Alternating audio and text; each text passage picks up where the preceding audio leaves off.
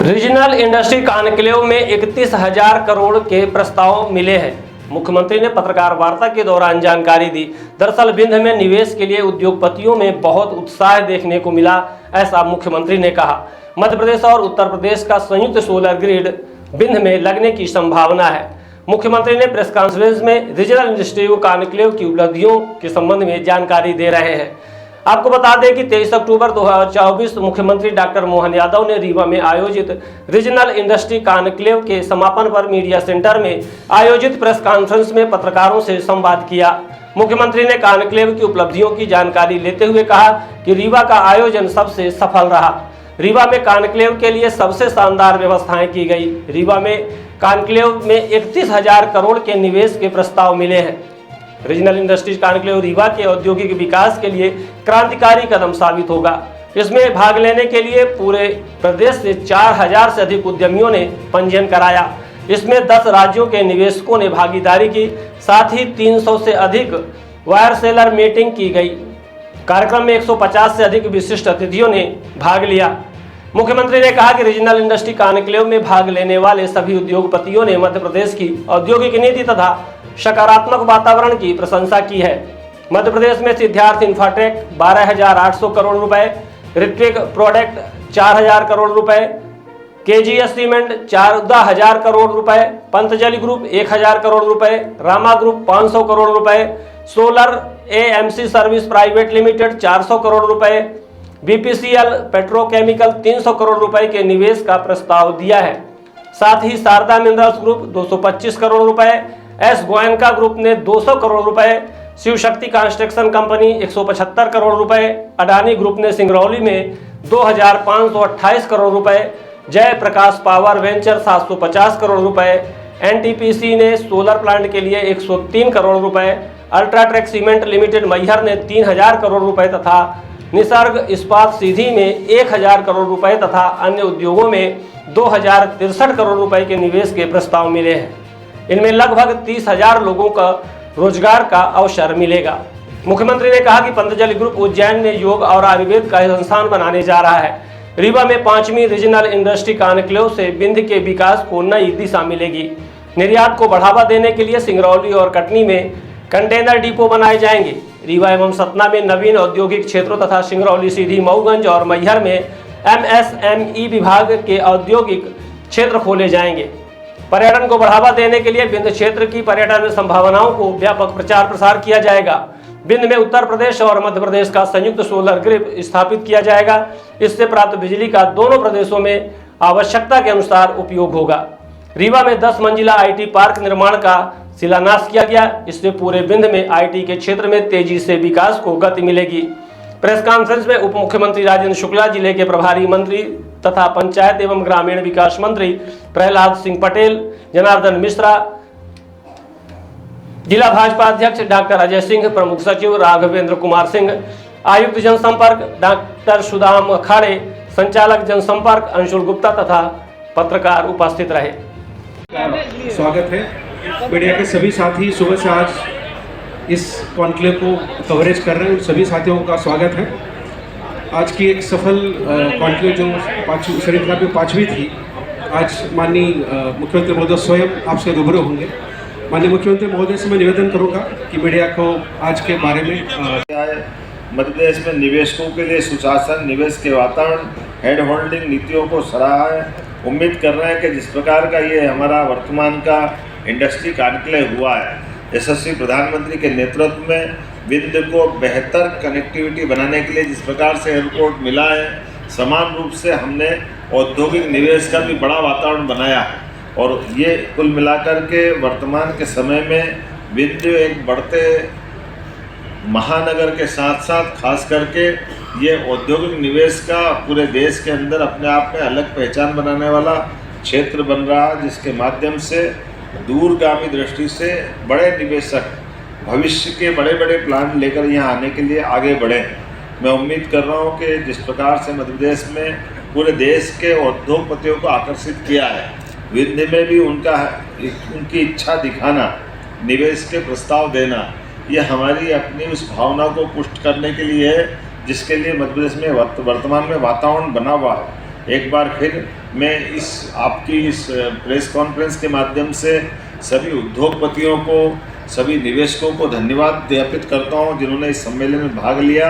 राज्य सरकार उद्योगपतियों और निवेशकों के साथ मध्य प्रदेश की जनता, खास करके हमारे युवा मित्रों के लिए जो हमारे आईटी के सेक्टर में भी आना चाहते हैं, हमने हर सेक्टर में युवाओं को महत्व देने के लिए, गरीबों को काम दिलाने के लिए, बौद्धिक क्षमता का अपने मध्य प्रदेश में उपयोग करने के लिए इंडस्ट्री कॉन्क्लेव की श्रृंखला प्रारंभ की है। इस माध्यम से ब्रेन ड्रेन की जो समस्या आती है कि हम अपने स्किल लेबर और बौद्धिक क्षमता वाले उच्च शिक्षा प्राप्त विद्यार्थियों को किसी और राज्य में जाना पड़े, उससे बचाते हुए हमारे प्रदेश में उनकी क्षमता का उपयोग हो। जैसे खास करके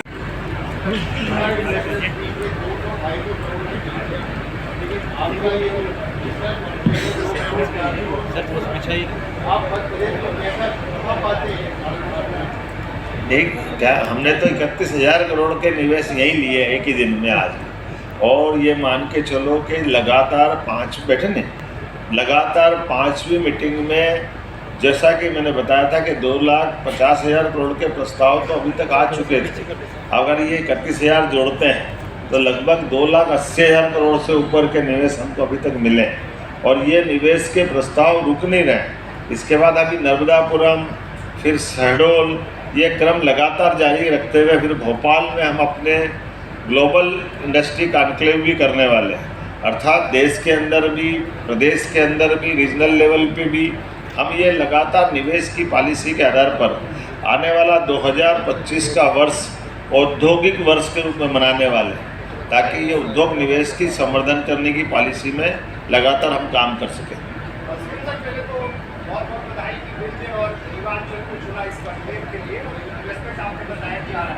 मेरा सवाल ये है कि जैसे कोई भी इन्वेस्टर यहाँ पे एग्री हुआ या इन्वेस्ट करने आ गया, आपको प्रपोजल दिया, ये जो टाइम फ्रेम लगेगा इन्वेस्टमेंट की प्रक्रिया पूरी करने को, ये इंडस्ट्रियल पॉलिसी में कैसा है मध्य प्रदेश में कि वो जल्दी इन्वेस्ट करके अपने प्लांट को शुरू कर पाए, इसमें कितना टाइम फ्रेम लगेगा? जैसे एक दो तरह की बातें हैं। एक तो जैसा प्रोजेक्ट रहेगा वैसा समय लगता है। जैसे अगर कोई जिसमें भारत सरकार से एनओसी लाना है, कोई पर्यावरण संबंधी मध्य प्रदेश से और देश के अंदर से उसको कुछ काम करना है, तो स्वाभाविक रूप से उसकी लैंड कैसी है, बाकी शर्तें कैसी है। लेकिन ये आपकी जानकारी के लिए बता दूं कि हमारी सरकार ने एक निर्णय किया है, 55 ही जिलों के अंदर जिला कलेक्टर कार्यालय में एक उद्योग प्रकोष्ठ बनाया है, ताकि हर जितने निवेशक हैं लोकल अलग अलग प्रकार के एनओसीओं को लाने के लिए अनावश्यक समय नहीं लगे, इसीलिए वो कलेक्टर के माध्यम से एनओसीआं प्राप्त करेंगे। नवीन तकनीक के आधार पर उनके क्लियरेंस मिलेंगे, और निवेशकों से 1-to-1 मीटिंग करते हुए अधिकारियों को बिठा करके हमारा प्रयास है कि इस मीटिंग से अगले मीटिंग तक, अर्थात हर महीने तो ये इंडस्ट्री कॉन्क्लेव कर ही रहे हैं, तो हम एक दिन भी बीच में खाली नहीं जाने देंगे। लगातार संपर्क रखते हुए अगर यहाँ कोई कारण से पूरा नहीं हो पाए तो अगली मीटिंग तक वो जरूर आए, और ये क्रम लगातार बनाए रखने से सरकार की भावनाओं को समझ करके अधिकारियों ने भी अपनी एक लाइन पकड़ी हुई है, वो भी अपने अपने स्तर पे लगातार सबकी मदद करते जा रहे हैं। लेकिन ये बात भी सही कि कोई भी इंडस्ट्री डलती है तो इंडस्ट्री में जो न्यूनतम आवश्यक सरकारी प्रक्रियाएं हैं, उन प्रक्रियाओं के दृष्टि से हमने उसका कोई ओवरलैपिंग नहीं करने दी है, लेकिन वो सुसंगत तरीके से पारदर्शिता के साथ समयबद्ध वो अपना काम कर ले, इस पे हम गौर कर रहे हैं। आईटी पार्क के माध्यम से विंध्य में पहली बार आईटी पार्क बनेगा, और न केवल आईटी पार्क बनेगा बल्कि पूरे क्षेत्र के 10 मंजिला नया भवन बनाना, यह हाईराइज बिल्डिंग की कल्पना को साकार करेगा। हाईराइज बिल्डिंग के माध्यम से इंफ्रास्ट्रक्चर के लिए एक नया दरवाज़ा खुलेगा। एक एक करके ऐसे कई काम हमारे द्वारा किए जा रहा है, जिसके माध्यम से हमारे क्षेत्र के युवाओं को काम मिले, विकास का नया पैमाना बने, और हम सब मिलकर के मध्य प्रदेश को यशस्वी प्रधानमंत्री के नेतृत्व में डबल इंजन की सरकार के साथ आगे बढ़ा पाएँ। एक बार फिर मैं आप सबको धन्यवाद देना चाहूँगा। और रीवा में भी हुए हैं ऐसे सभी 21 से ज़्यादा इकाइयों के भूमि पूजन लोकार्पण रीजनल इंडस्ट्री कॉन्क्लेव में किए गए, जिसमें अकेले रीवा में 9 इकाइयाँ क्षेत्रीय कार्यालय के माध्यम से आती है, जिसमें 2680 करोड़ से अधिक के निवेश के प्रस्ताव और 1830 के अधिक रोजगार होंगे, जो रोजगार परक इंडस्ट्रियों के भूमि पूजन लोकार्पण है। लेकिन आज जो इंडस्ट्री कॉन्क्लेव की गई है, इस इंडस्ट्री कॉन्क्लेव में जो प्रस्ताव आए हैं, मुझे इस बात की प्रसन्नता है कि आमतौर पर इतने बड़े पैमाने पे प्रस्ताव आना ये हमारी कॉन्क्लेव की सफलता बताएगी। लगभग 31,000 करोड़ से ज़्यादा के निवेश के प्रस्ताव आज हमारे यहाँ इसी कॉन्क्लेव में आए हैं, जिसमें प्रमुख रूप से मैं कुछ उल्लेख करना चाहूँगा, जिसमें 14,000 से अधिक लोगों के रोजगार के अवसर सृजित होंगे और लंबे समय तक ये हमारी वित्तीय समृद्धि का एक तरह से परिचायक बनेंगे। सिद्धार्थ इन्फ्राटेक ग्रीनको द्वारा नवकरणीय ऊर्जा के माध्यम से 12,800 करोड़ का प्रस्ताव मिला है, जिसमें 6,400 से अधिक लोगों को रोजगार मिलेगा। ऋत्विक प्रोजेक्ट प्राइवेट लिमिटेड पन्ना का यह प्रोजेक्ट मिला, जिसमें नवकरणीय ऊर्जा के माध्यम से 4,000 करोड़ के नए प्रस्ताव प्राप्त हुए। इसमें 2,400 से ज़्यादा लोगों को रोजगार मिलेगा। KJS सीमेंट, यह मैहर के अंदर लगेगा। इस सीमेंट प्लांट में 1,400 से 1,400 करोड़ का ये निवेश रहेगा, 200 से अधिक लोगों को रोजगार मिलेगा। पतंजलि ग्रुप ने, जैसा मैंने पहले कहा है, 1,000 करोड़ के निवेश की घोषणा की है और इसमें क्योंकि फार्मर बेस्ड इंडस्ट्री रहेगी, फूड इंडस्ट्री, तो प्रत्यक्ष तो लोगों को रोजगार मिलेगा 1,000 के आसपास, लेकिन हजारों लोगों को खेती में से अपनी अपनी फसल उत्पादन के माध्यम से उनकी आय बढ़ाने का बड़ा रूप रहेगा। फर्नीचर ग्रुप रामा द्वारा 500 करोड़ के इन्वेस्टमेंट की इस बात की जो सतना में लगेगा, इसमें 100 से अधिक लोगों को रोजगार मिलेगा। सोलर नवकरणीय ऊर्जा का ये एक solar AMC service private limited Digendra Rathore ji का ये प्रोजेक्ट है नवकरणीय ऊर्जा का, जिसमें 400 करोड़ का निवेश रहेगा, 200 से अधिक लोगों को रोजगार मिलेगा। BPCL के माध्यम से पेट्रोकेमिकल्स का प्रोजेक्ट लगाने के लिए सिंगरौली का ऑफर दिया गया है, जिसमें 300 करोड़ का निवेश है और 300 से ज़्यादा लोगों को रोजगार मिलेगा। माँ शारदा मिनरल्स में 225 करोड़ का इन्वेस्टमेंट है और माइनिंग में इसमें लोगों को रोजगार मिलेगा। एस गोयनका ग्रुप में 200 करोड़ का निवेश है, 500 लोगों को रोजगार मिलेगा। सीमेंट, क्लिंकर और बल्क पुट्टी का ये मूल रूप से इनका काम होने वाला है। शिव शक्ति कंस्ट्रक्शन कंपनी 175 करोड़ का निवेश है, 200 से ज़्यादा लोगों को रोजगार मिलेगा। ये इंफ्रास्ट्रक्चर बेस्ड काम है। Sudarshan Texmo solution private limited Jabalpur में रक्षा उत्पादन के क्षेत्र में ये ड्रोन टेक्नोलॉजी का एक प्रस्ताव मिला है। 100 करोड़ का आसपास का ये प्रस्ताव है, जिसमें 50 से ज़्यादा लोगों को रोजगार मिलेगा। Mehrotra Buildcon private limited Satna में खाद्य प्रसंस्करण के लिए 100 करोड़ की नई यूनिट प्रारंभ की जाएगी। इंडो बेस्ट राइस मिल का 100 करोड़ का प्रस्ताव रीवा के लिए है। Bridge craft solution private limited Rewa में मैन्युफैक्चरिंग करेंगे, इसमें लगभग 20 करोड़ का इन्वेस्टमेंट रहेगा। महान एंडरसन अडानी ग्रुप द्वारा सिंगरौली में कोल ब्लॉक का 2,528 करोड़ का नया प्रस्ताव दिया गया है। जय प्रकाश पावर वेंचर्स सिंगरौली में कोल ब्लॉक का 750 करोड़ का नया प्रस्ताव दिया गया है। NTPC विंध्याचल द्वारा सिंगरौली में नवीन solar energy plant 103 crore. Messrs UltraTech cement private limited Maihar cement इकाई का 3,000 करोड़ का नया प्रस्ताव। निसर्ग इस्पात का रेयर अर्थन ग्रेफाइट ब्लॉक में 1,000 करोड़ का निवेश की बात कही है।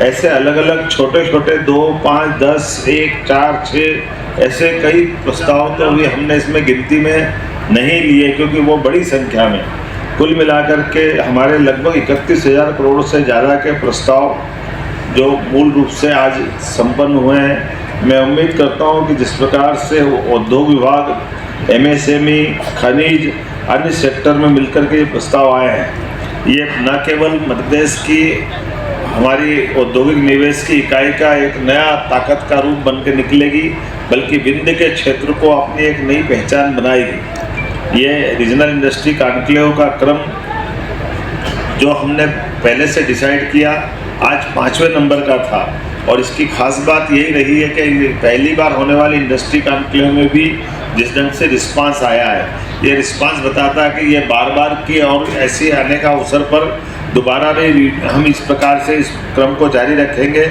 लेकिन हमने कहा कि हर संभागीय केंद्र पर ये जब क्रम जारी रहता तो प्रदेश के अंदर भी बाकी संभागों में भी इसी प्रकार से औद्योगिक निवेश की गतिविधियों का समान रूप से संचालन किया जाता है। इसलिए आज ही यहाँ से जब हमने ये कार्यक्रम किया है तब पीथमपुर, इंदौर, उज्जैन, धार, जबलपुर, अन्य राज्य के हिस्सों में भी समान रूप से भूमि पूजन लोकार्पण के वहाँ के जनप्रतिनिधियों के साथ वर्चुअल रूप से जुड़ करके यहाँ तक कि बीते महीने जब सागर में हमने इन्वेस्टर मीट की गई थी तो सागर के भी जो तत्कालीन समय में की गए MOU के आधार पर या निवेश प्रस्ताव लिए थे उस आधार पर उनके कामों की गति लेते हुए एक व्यक्ति ने तो कहा कि 7 दिन पहले ही वो आया था और 7 दिन में उसको सारे क्लियरेंस हुए और उनने अपने निवेश के प्रस्ताव दिए और आज उनने अपना भूमि पूजन भी कर लिया।